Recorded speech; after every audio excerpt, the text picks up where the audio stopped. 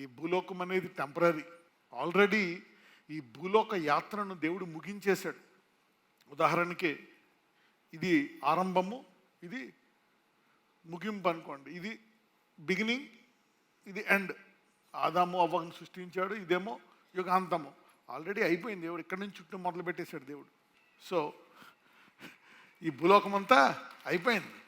ఎక్కడి నుంచి చుట్టూ మొదలుపెట్టాడు? లాస్ట్ నుంచి. He started rolling from the last. So దేవుడు ఇదంతా అయిపోయిన తర్వాత చుట్టేసి, చూడండి, ఆకాశాన్ని నువ్వు దుప్పటి మడత పెట్టినట్టు మడత పెడతా ఉన్నాడు ఒక చోట. అవునా?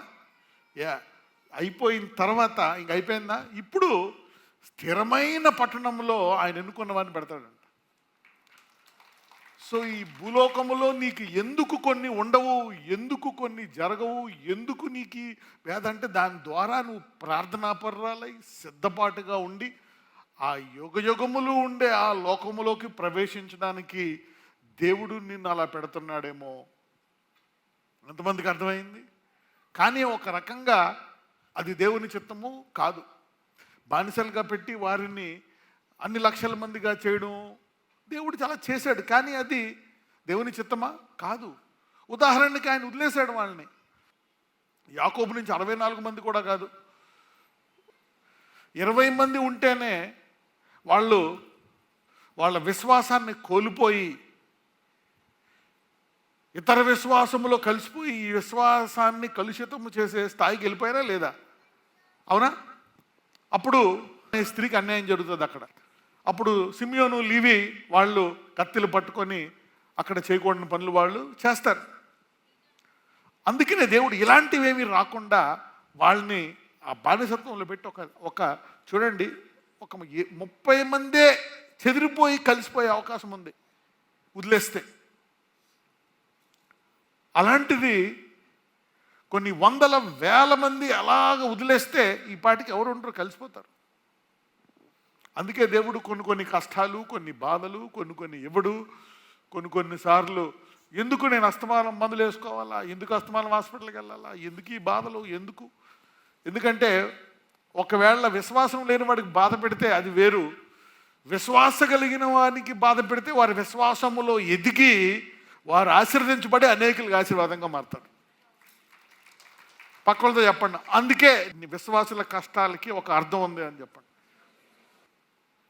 మీరు మరి నిత్యత్వం అనే ఒక గురి ఉందన్నమాట. This is temporary, this house is temporary, this is not eternal. అందుకే దేవుడు ఎప్పుడూ కూడా అందరినీ కుంపటి మీద పెడతాడు. దేని మీద పెడతాడు? కుంపటి అంటే ఏంటి? ఒక రకంగా పొయ్య, గ్యాస్ స్టవ్. అవునా కదా? అంటే ఈ కుంపటి అనేది ఏం చేస్తుందంటే కొంచెం వేడిగా ఉంచుతుంది అనమాట. బుగ్గులో పెట్టి పెడతారు, వండేసిన తర్వాత దాన్ని వేడిగా ఉంచుతుంది. అలాగనమాట. ఎప్పుడు దేవుడు నిన్ను వేడిగా ఉంచాలని కొన్ని కష్టాలతో నేను అలా వేడి చేస్తూ ఉంటాడు ఎప్పుడెప్పుడు. నువ్వు ఇంకా అయినా మార్గం సరళం చేసుకోవట్లేదు అనుకో, చూడండి, గ్యాస్ స్టవ్లో హై, మీడియము, సిమ్ అని ఉంటుంది. హై ఉంటుంది, అప్పుడప్పుడు హై పెడతాడు అనమాట. అప్పుడు ఆటోమేటిక్గా నీ మోకాళ్ళు వంగిపోతే ప్రార్థన చేసేస్తూ ఉంటాం. So today's topic is fruitful womb. ప్రతి ఒక్కళ్ళు ఏదైనా ఒక ప్రాంతములో ఫలించట్లేదా, నువ్వు దానికి అప్లై చేసుకోవచ్చు. రైట్? ఉద్యోగమా, వివాహమా, ఇల్లా, వ్యాపారమా, ఎందులో పిల్లల్ని పెంచడంలోనా, కుటుంబ సమస్యల, ఆస్తుల గొడవల, కోర్టు కేసు, ఎందులో ఫలించలేకపోతున్నావు, చదువులోనా, దానికి నువ్వు ఇది వర్తిస్తుంది. నిర్గమకాండం 23, 25 నుంచి 26. నీ దేవుడైన యెహోవానే సేవింపవలెను, అప్పుడు ఆయన నీ ఆహారమును నీ పానమును దీవించును. నేను నీ మధ్య నుండి రోగమును తొలగించెదను. కడుపు దిగబడినదియు గొడ్డుదియు నీ దేశములను ఉండదు. నీ దినముల లెక్క సంపూర్తి చేసేదను. రైట్. సో బైబిల్లో ఒక స్టాండర్డ్ ఉంటుంది అనమాట. దేవుడు ఎప్పుడు కూడా ఒక స్టాండర్డ్ పెడతాడు. అసలు ఒక వ్యక్తికి ఏ కష్టాలు లేకుండా అతను ఆత్మలో ఎదిగి పరలోక రాజ్యం అనేటువంటిది దేవుని చిత్తం. కానీ అలాగే ఎవరన్నా వెళ్తారా? యేసుప్రభు వారు కూడా ఒకసారి ఆయన కొన్ని కష్టాల ద్వారా విధేయత నేర్చుకున్నాడు అని ఉంటుంది బైబిల్లో. అవునా కదా? He learned obedience in that area. అయితే దేవుని స్టాండర్డ్స్ కొన్ని ఉంటాయి. మనం ప్రార్థిస్తాం దాని విషయం కూడా. నీ చిత్తం పరలోకం నెరవేర్చినట్లు భూమి యందు నెరవేరు. పరలోకంలో కనీసం ఒకసారైనా కష్టం ఉంటుందా? బాధ, నొప్పి, వేదన, ఆకలి ఏముండదు. కొన్ని స్టాండర్డ్స్ అలాగే ఉంటాయి. అలాగని మనము ఆ స్టాండర్డ్స్కి వెళ్ళడానికి జీవితాంతము కష్టాల్లో ఉన్న ఆ స్టాండర్డ్ స్థాయికి ఎదగాలని చూడాలి తప్పితే ఈ రోగాలు ఉన్న కట్టకట్టు వెళ్ళిపోయేటట్టు ఉండాలి. కానీ ఇక ఇది దేవుని చిత్తమే అనుంచుకోవడం మటుకు అనకూడదు. సో పరలోక రాజ్యంలో ఉండాలనేటువంటిది ఎప్పుడు ఆయన చిత్తమే. ఇక్కడ ఆయన చిత్తాన్ని చెప్తున్నాడు. చాలామందికి మరి పిల్లలు లేరు. దేవుని చిత్తం ఏంటి? గొడ్డుది అసలు దేశంలో ఒకళ్ళు కూడా ఉండకూడదు. అంటే నువ్వు జీవితాంతము నీ కంఠంలో ఊపిరున్నంత కాలము నీవు ప్రార్థిస్తూనే ఉండొచ్చు వాగ్దానం విషయం. ఎంతమందికి అర్థమైంది? Right. You don't need to give up. You don't need to give up. ఒకసారి 25కి వెళ్దాం. చూడండి. And you shall serve the lord your God. నీ దేవుడైన యెహోవానే సేవింపవలెను. అప్పుడు ఆయన నీ ఆహారమును నీ పానమును దీవించును. నేను నీ మధ్య నుండి రోగము తొలగించదు. ఒకసారి దేవుడిని అడగాలండి, నా ఆహారాన్ని దీవించు అని. Lord bless my food. అప్పుడు నీ ఆహారమును పానమును దేవుడు దీవించను. నేను ఈ మధ్య నుండి రోగమును తొలగించదను. యెహోవాను సేవించదును అంటే ఏంటి? నువ్వేం చేస్తున్నది దేవుని సేవ అనుకునే చేయాలా. నువ్వు గృహిణివా, ప్లంబర్వా, ఫిట్టర్వా, ఎలక్ట్రీషియన్వా, వ్యాపారవేత్తవా, పెద్ద ఆఫీసర్వా, సేవకుడువా, వరబులు కలిగిన వాడువా, ఏం కలిగినా నేను ఇది దేవుని పని అని చేయాలి. అది దేవుని సేవ. Honouring God. ఓకే, ఈ రీతిగా ప్రతి ఒక్కళ్ళు దేవుని సేవ ఇచ్చు, ఎంత పెద్దోళ్ళు అయినా. సో నాకు తెలిసి కొంతవరకు అయితే దేవుని చిత్తం ఏమంటున్నాడు ఇప్పుడు 26లో? రోగమును తొలగించి దేశంలోనే ఉండకూడదంట. ద్వితీయోపదేశకాండము 7:14, డ్యూటోనమీ 7:14. సమస్త జనముల కంటే ఎక్కువగా నీవు ఆశీర్వదింపబడదువు. నీలో మగవానికే గాని ఆడుదానికే గాని గొడ్డుతనం ఉండదు. నీ పశువులలోనైనను ఉండదు. ఇదొక వాగ్దానం. ఈ 2 వాగ్దానాలు మీరు రాసుకోవాలి. నేను ఫలించాలి అన్న వాళ్ళకి 2 వాగ్దానాలు ఇస్తున్నాను. మొదటగా చూస్తే మరి ప్రభువు అన్న ఆహారాన్ని ఆశీర్వదించు. అది నేను క్లెయిమ్ చేస్తున్నాను. I claim that promise. ఇప్పుడు చెప్తూ ఉంటాను, you lose what you don't claim. నువ్వు దేన్ని నువ్వు అడగవో ఏదో అంటారు. మనలో కూడా సామెతలు ఉన్నాయి కదా, కొన్ని తీసుకోవచ్చు, అన్నీ తీసుకోవడానికి లేదు. అమ్మాయినా అడగంది అన్నమో పెట్టదంటారు. సో దేవుడు కూడా అన్నీ తెలుసున్నప్పటికీ కూడా మనం అడగాలంటే. ఎందుకని అడుగుట ఏంటంటే అది విశ్వాసం. Without faith you cannot please God. అందుకే నీకు జాబ్ అయినా ఏదైనా సరే అడగాల, ప్రార్థన చేయాలి. సో ఇక్కడ ఈ వాగ్దానం 2 వాగ్దానాలు ఇస్తున్నారు. నీలో మగవానికే కానీ ఆడదానికే కానీ గడ్డుతనం ఉండదు. ఈ 2 క్లెయిమ్ చేయాలి. అదే సంవత్సరం అయిపోయింది, 2 ఏళ్ళు అయిపోయింది, 10 ఏళ్ళు అయిపోయింది, 20, అదంతా నీకు అనవసరం. అయినా క్లెయిమ్ చేస్తాం. ఒక్కొక్కసారి ఆపేస్తారు 5 ఏళ్ళ తర్వాత. ఎవరైనా సరే ఒక 10 ఏళ్ళు, ఇప్పుడు 20 ఏళ్ళ నుంచి పిల్లలు లేరనుకో, ఒక 5 ఏళ్ళు ప్రార్థన చేసావు, 5 ఏళ్ళు ఆపేసావు, మళ్ళీ 5 ఏళ్ళు ప్రార్థన చేసి 5 ఏళ్ళు ఆపేసావు, మళ్ళీ మొదలుపెట్టు. పక్కన చెప్పండి, మళ్ళీ మొదలుపెట్టానండి. Begin again. 20 ఏళ్ళు, 25 ఏళ్ళు అయిపోయిందా, మళ్ళీ మొదలుపెట్టు. రైట్. సో ఈ 2 వాగ్దానాలు ఉన్నాయి. ఈ 2 వాగ్దానాలు ఈరోజు ఎవరెవరైతే ఫలించలేదో అవి మీ జీవితంలో నెరవేరిన గాక. ఆది కాండంలోనే పిల్లల్లో పుట్టడం ఆలస్యమైన వాళ్ళు 3 ఉన్నారు. అబ్రహాం భార్య సారా, ఇస్సాకు భార్య రెబెక్కా, తర్వాత యాకోబు భార్య రాహేలు. ఈ 3 గురించి కొంచెం స్టడీ చేద్దాం. సారాకు ప్రాబ్లం ఉంది. ఆది కాండం 11:30, జెనసిస్ చాప్టర్ 11:30. సారయి గొడ్రాలై ఉండెను, ఆమెకు సంతానము లేదు. సారాయి గొడ్రాలై ఉండెను, ఆమెకు సంతానము లేదు. ఒక్కొక్కసారి మనకు కొన్ని ఉండవు, కొన్ని జరగవు. మరి ఎలాగా?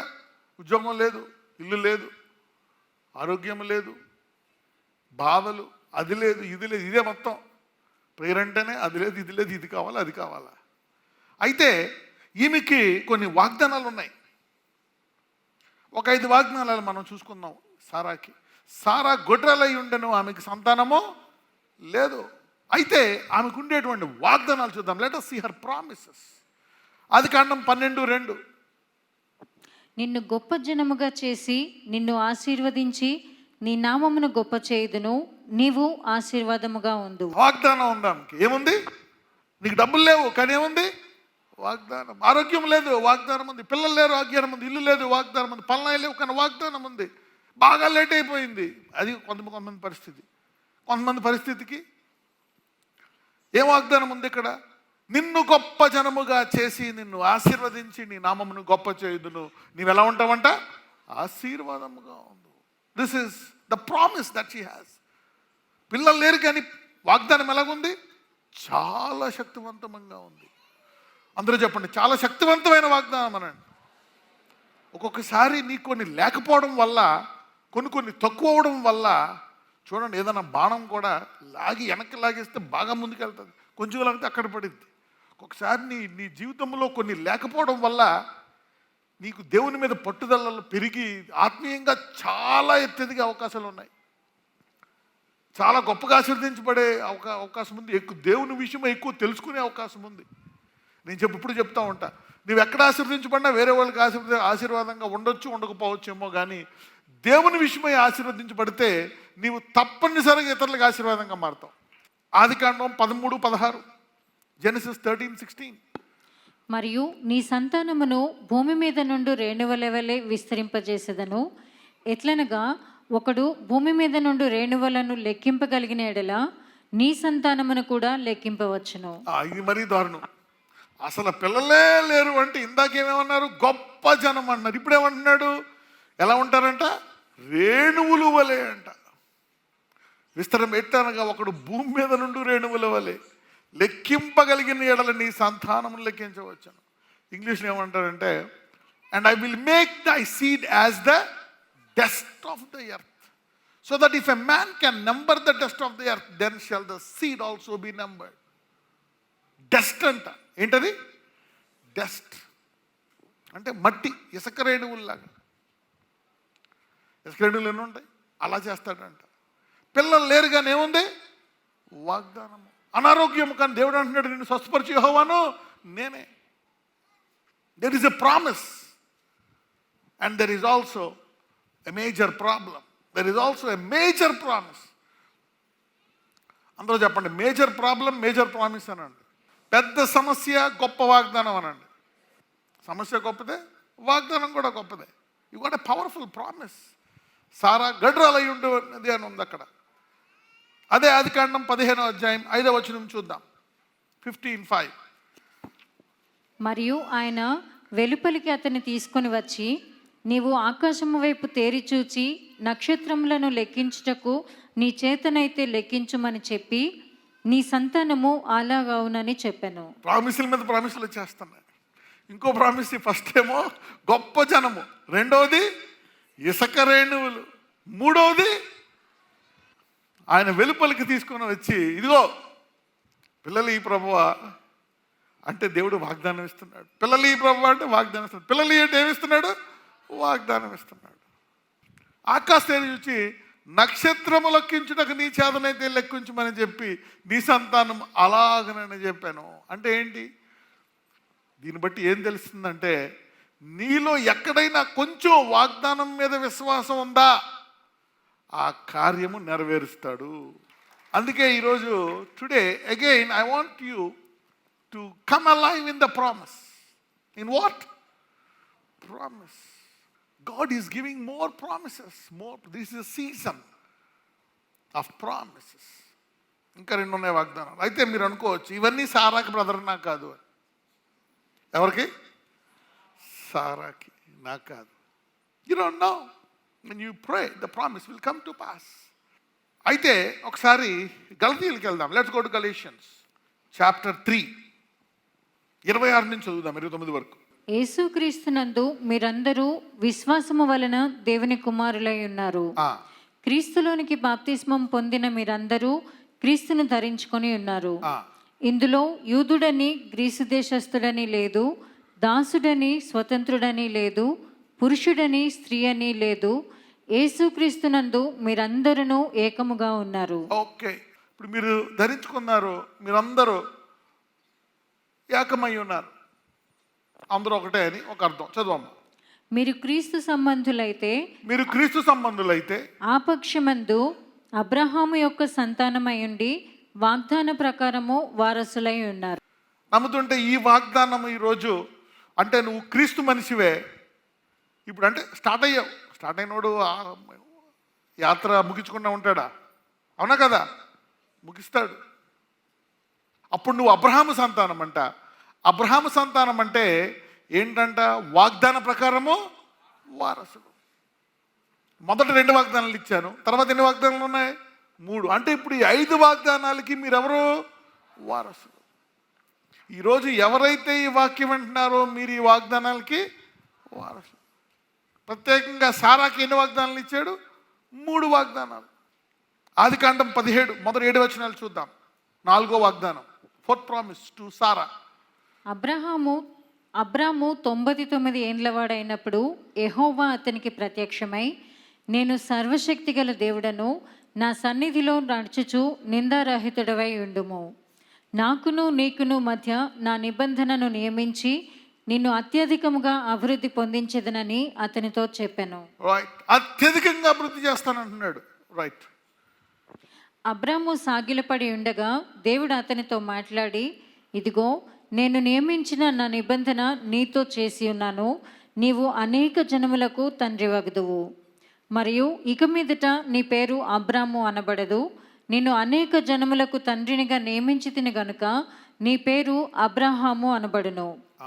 నీకు అత్యధికముగా సంతానావృద్ధి కలుగజేసి నీలో నుండి జనములు వచ్చినట్లు నియమించుదును. రాజులను నీలో నుండి వచ్చెదరు. ఏదో కొడుకుని ప్రభువా అంటే అత్యధికం అంట, గొప్ప జనం అంట. ఇప్పుడు తర్వాత ఎవరు వస్తారంట? రాజులంట. అంటే ఆలస్యంలో విశ్వాసం కలిగిన వాళ్ళకి గల ఆశీర్వాదాలు వేరు. ఆలస్యంలో విశ్వాసం గొప్పదే. ఈరోజు నాకు తెలిసి ఎంతమంది 10 ఏళ్ళైనా ఇంకా విశ్వాసంతో ఉన్నారు. దేవుడు మీ గురించి అక్కడ ఘనముగా రాసి ఉంటాడు పుస్తకంలో. వీళ్ళకి ఇచ్చిన వాళ్ళు నెక్స్ట్ చాలా ఘనంగా ఉండాలి అని. నీవు అత్యధికం సంతానాభివృద్ధి కలుగజేసి నీలో నుండి జనములు వచ్చినట్లు నియమించదును. రాజులను నీలో నుండి వస్తారంట. 4వ వాగ్దానం. సారాకి ఎన్ని వాగ్దానాలు? సారా గడ్రాలను ఉంది, కానీ ఇక్కడ చూస్తే ఇప్పటికే 4 ఘనమైన వాగ్దానాలు ఉన్నాయి. 7వది, నేను నీకును నీ తరువాత నీ సంతానమునకును దేవుడునై ఉండునట్లు నాకును నీకును నీ తరువాత వారి తరములలో నీ సంతతికి నీ మధ్య నా నిబంధనను నిత్య నిబంధనగా స్థిరపరచెదను. నేను నీకును నీ తర్వాత. ఇప్పుడు ఈ వాగ్దానము దేవుడు అబ్రహాంకి ఇవ్వట్లే. అబ్రహాం నాకు పిల్లలు లేరయ్యా అంటే అబ్రహాంకు వాగ్దానం ఇచ్చి తర్వాత ఏమన్నాడు? నీ పిల్లలకు కూడా ఒక వాగ్దానం ఇస్తున్నాడు. అబ్రహాంకి అర్థం కావట్లే. నాకు కొడుకుని అయ్యా బాబు అంటే ఈయనేమో నీ పిల్లలకి కూడా ముందు వాగ్దానం వాగ్దానం వాగ్దానం రాసిపెట్టి మీ పిల్లలకు కూడా వాగ్దానం అంటే ఇంకా అబ్రహాం పరిస్థితి చూసుకోవాలి. నీ దేవుడై ఉన్నట్లు నాకును నీకును నీ తర్వాత నీ తరములలో నీ సంతతికి మధ్య నా నిబంధన నిత్య నిబంధనగా స్థిరపరచేదను అంటున్నాడు. అంటే ఒక రకంగా చూస్తే విశ్వాసములో ఉన్నవారిని దేవుడు విడిచిపెట్టాడు. ఇప్పుడు నీకు 5 ఏళ్ళు 10 ఏళ్ళు 15 20 ఏళ్ళు ఆలస్యమైనా కానీ నువ్వు గనక ప్రార్థనా పరురాలవై దేవుని వాక్యం ఎరిగిన స్త్రీ పురుషుడు అయితే, కుటుంబం అయితే, దేవుడు ప్రతి నెల ప్రతి సంవత్సరం ప్రతి గంట ఏదో వాగ్దానం ఇచ్చి నిన్ను బలపరుస్తూనే ఉంటాడు. అర్థమైందా? So God will just keep on giving you promises. He will give you a promise. అబ్రహాంకి ఇప్పుడు మనం చూస్తే సారాకు ప్రత్యేకంగా చూస్తే ఇది ఎన్నో వాగ్దానము? 4వ వాగ్దానం. ఇంకో వాగ్దానం చూద్దాం, 15 నుంచి 16. మరియు దేవుడు, నీ భార్య అయిన శారయి పేరు శారయి అనవద్దు, ఏలే అనగా ఆమె పేరు సారా. నేను ఆమెను ఆశీర్వదించి ఆమె వలన నీకు కుమారుని కలుగజేసేదను. చూడండి ఇక్కడ ఏమంటున్నాడు? నీకు పిల్లలు ఇవ్వట్లే, నీకు పిల్లలు ఇస్తానని ఫస్ట్ అంటే మనోడు ఏం చేశాడు తెలివిగా? ఎలియాజరు అన్నాడు. తర్వాత దేవుడు అంటాడు అలా కాదని స్పెసిఫిక్ ఇస్తున్నాడు. నేను నిన్ను ఆశీర్వదించి ఆమె వలన అంటే ఏం పేరు? సారా, నీ భార్య అయిన సారా. అందుకనే మనకి దేవుడు పరిశుద్ధాత్మ నిన్ను ఎందుకు ఇస్తానన్నాడంటే పరిశుద్ధాత్ముడు మనలను సర్వసత్యంలోనికి, అంటే ఈ యుగానికి ఏం కావాలా, ఈ యుగానికి ఏం కావాలనేది నీకు చెప్తాడు. ఇక్కడ ఆమె వలన నీకు కుమారుని కలిగజేసేదను, నేను ఆమెను ఆశీర్వదించేదను, ఆమె జనములకు తల్లి అయి ఉండెను, జనముల రాజుల ఆమెలో కలిగినాడు. అబ్రహాంతో చెప్తున్నాడు అబ్రహాం నువ్వు మళ్ళీ నన్ను కరెక్ట్గా చెప్తున్నాడు, ఇంక నీ భార్య వల్లనే వస్తారు. ఈ రకం ఇవన్నీ సైతానుడు సహజంగా మనుషుల్లో పెట్టేటువంటి తలంపులు. దాన్ని జయించాలి. ఎందుకంటే మనలో ఉన్నవాడు లోకంలో ఉన్నవానికంటే గొప్పవాడు, వాడు ఏదో ఒక తలంపులు, శరీరం తలంపులు ఇస్తూ ఉంటుంది. ఇంకో వాగ్దానం చూద్దాం. 18:10, ఆదికాండం 18:10, జెనసిస్ 18:10. అందుకైన మీదటికి ఈ కాలమున నీ యొద్దకు నిశ్చయముగా మరలా వచ్చెదను, అప్పుడు నీ భార్య అయిన సారాకు ఒక కుమారుడు కలుగునని చెప్పెను. సారా ఆయన వెనుక నుండిన గుడారపు ద్వారమునందు వినుచుండెను. ఇది లాస్ట్ ప్రామిస్. ఎంతమంది తెలిసి లాస్ట్ ప్రామిస్ అని? అంటే దేవుడు సమస్యని ఏ రీతిగా డీల్ చేస్తున్నాడు? వాగ్దానం, వాగ్దానం, వాగ్దానం. సారాకి ఏమిచ్చాడు? వాగ్దానాలు. అబ్రహాంకి ఏమిచ్చాడు? వాగ్దానాలు. ఈరోజు మళ్ళా మీకు ఏమిస్తున్నాడు? వాగ్దానాలు ఇస్తున్నాడు. God is giving you promise. అయ్యా నీ బిడ్డలను తాకండి నాయన, visit them Lord, touch them, heal them. ఏ ఏ ప్రాంతంలో వారికి ఇంకా అద్భుతము జరగాలో అద్భుతాన్ని జరిగేటట్లు చేయమని ప్రార్థిస్తున్నాం. Lord, let a miracle happen. Visa రావాలా, ఉద్యోగం రావాలా, వివాహము జరగాల. అయ్యా వారి ఇంట్లో వాళ్ళ తల్లి స్వస్థపడాలా, హాస్పిటల్ నుంచి బయటికి రావాలా, ఐసీ నుంచి బయటికి రావాలా. Lord, bring it to pass. ఇంకా ఏ ఏ ప్రాంతంలో వారు ఫలించాలో ఆ ప్రాంతంలో ఫలించే కృప దయచి. అయినా వారికి వాగ్దానాలు, there is a promise lord. వారందరికీ నువ్వు వాగ్దానాలు ఇచ్చావు నాయన. ఇదిగో అబ్రహాముకి, సారాకైతే అనేక వాగ్దానాలు ఇచ్చావు. ఇస్సాక్కి ఇచ్చావు, రెబెక్కాకి ఇచ్చావు, రాహేలుకి ఇచ్చావు. అయ్యా ఇదిగో ఈరోజు సంఘమంతటికి అబ్రహాము సంతానం కనుక వీరందరికీ వాగ్దానాలు ఇచ్చావు. ఈ ఆలస్యంలో అంచెలంచెలుగా వారు జయించారు కాబట్టి వారికి కావాల్సిన ఉద్యోగం దయచేయండి, వివాహాన్ని జరిగించండి. అయ్యా అప్పును తీసివేయండి, ఆ కోర్టు కేసును తీసివేయండి, ఆ బాధను, ఆ వ్యాధిని తీసివేసి వీళ్ళందరూ కూడా ఫలించే, ఏ ఏ ప్రాంతంలో ఫలించలేదో ఫలించే వారిగా వారి జీవితాలను మార్చమని నజరేయుడైన యేసు మనం ప్రార్థిస్తున్నాము తండ్రి. ఆమేన్.